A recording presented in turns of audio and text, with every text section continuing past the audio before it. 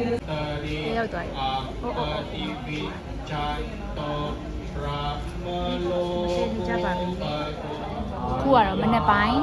ဒီကregistration ဟိုပါတော့ registration session မှာထိုင်ပြီးတော့ registration တွေပြင်နေရတယ်။ညီပေးရနည်းနည်းစားတာနည်းနည်းဖြစ်နေတယ်။ပြီးကြလို့ရှိရင်12နာရီထိုးလို့ရှိရင်ကြတော့စားမယ်။ဒီကစားမယ်။စားပြီးလို့ရှိရင်ဟိုကနောက်ထပ်တစ်ခုပေါ့နော်။နောက်တစ်ခုမှကြတော့ဟိုက volunteer တွေ register လုပ်ပေးရအဲ့ session ကိုသွားမှာ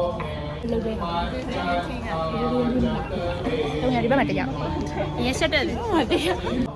စာပဲတော့အကုန်လုံးတရားနာမလို့ဆိုဝင်ထိုင်လိုက်ကြတယ်ပြီးတော့နိုင်ဝက်လောက်နေရောနည်းနည်းပြန်ထွက်လာလိုက်ကြတယ်အိမ်ငါရောနေမှာကိုနေရာကိုပြန်လာတယ်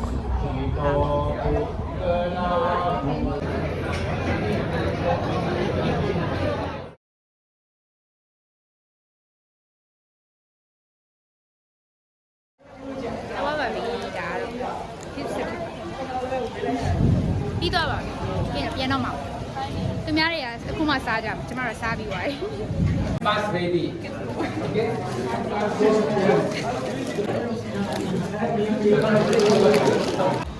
ခုပဲချိန်လဲဆို6နာရီအတိပါတ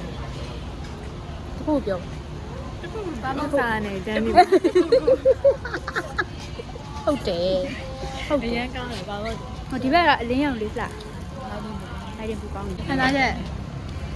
အိတ်ချင်ပါတယ်အတော်ပီတိဖြစ်ပါတယ်လို့ကြိုးစားလို့ကြိုးစားအခုပြောပါပါမင်္ဂလာပါတဲ့